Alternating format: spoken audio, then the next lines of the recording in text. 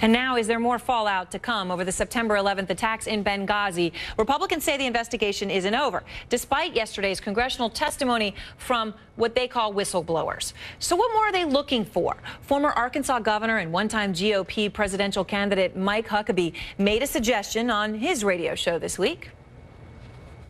I believe that before it's all over, this president will not fill out his full term. I know that puts me on a limb, but this is not minor. It wasn't minor when Richard Nixon lied to the American people and worked within those in his administration to cover up what really happened in Watergate. Do other Republicans agree with that view? Earlier, I spoke to Republican Senator Rand Paul of Kentucky, and I asked him that question. Now, he told me, and I'm going to quote Rand Paul, "We need more information to make any kind of determination." And here's what else he said. Well, you know, I've always been more concerned that the mistakes were made leading up to this, you know, about security or lack of security. You know, when the ambassador asked for more security and it was denied by Secretary Clinton, I've always thought that was the most egregious part of this.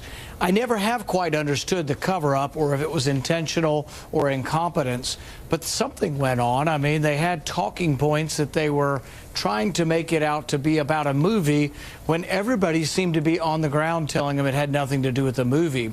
I don't know if this was for political reasons. I've always actually suspected, although I have no evidence, that maybe we were facilitating arms leaving Libya, going through Turkey into Syria. In the week preceding this, the New York Times has reported that there was a Turkish ship taking Libyan arms and giving them to Syrians. And they've interviewed the commander of the boat, the captain of the boat, talked about the supplies. I don't know. Were they trying to obscure that there was an arms operation going on at the CIA annex? I'm not sure exactly what was going on, but I think the questions ought to be asked and answered. And I am a little curious when employees of the State Department are told by government officials they shouldn't testify, and then they're sort of sequestered and kept away from testimony. So I think there may be more to this. And Senator, I know you're saying, look, you don't have proof of whether the United States was involved in some sort of arms dealing in this situation between Libya and Syria.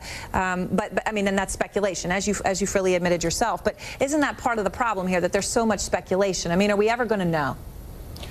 You know, I think one thing we do know, and we know with absolute certainty, is that the ambassador, Colonel Wood, multiple people within the embassy in Libya were asking for help. They were asking for security in the 6 months preceding the attack. And we do know that Secretary Clinton didn't read the cables and didn't provide the security.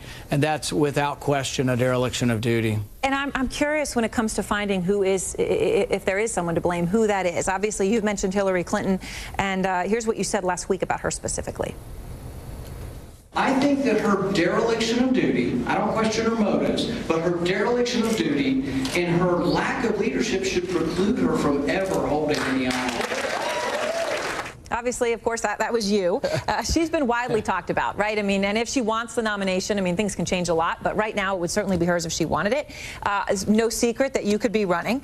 Are you doing a preemptive attack against her? I'm asking this only because if you look at what was happening in Libya, it was some sort of a CIA outpost. Wouldn't it be David Petraeus who you'd be going after? Well, the thing is that the security for the mission was the State Department's job. She was asked specifically for more security. She told us in our committee she never read the cables. I find that inexcusable. Libya is one of the 5 most dangerous places on the planet, probably. And if your ambassador's asking for more security and you don't read the cables and then you respond and say, we don't have any security to give you, that is a really, you know, it is a dereliction of duty. And person who made that decision should never be in place or in a position to make that decision again. I stand by that.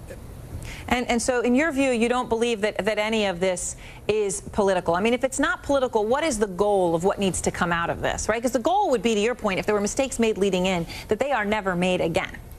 Exactly. And as opposed to just finding out you're to blame and I'm going to get you, right? Well, the thing is that when President Bill Clinton was in office, we had a tragedy in Mogadishu.